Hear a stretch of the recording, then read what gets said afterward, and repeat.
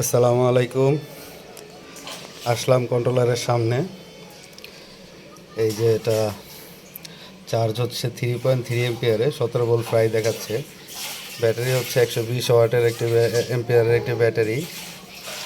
এখন আমি দেখি একটা 400 ওয়াটের একটা ড্রিল মেশিন চালিয়ে দেখাই। এই যে এটা, এই দেখেন 400 ওয়াট দেওয়া আছে। এই দেখেন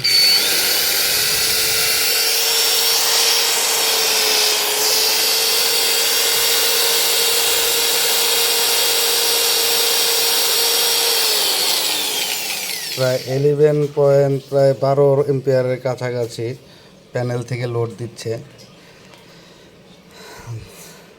তো সবাই সাবস্ক্রাইব করবেন, নেক্সট ভিডিওর জন্য অপেক্ষা করবেন।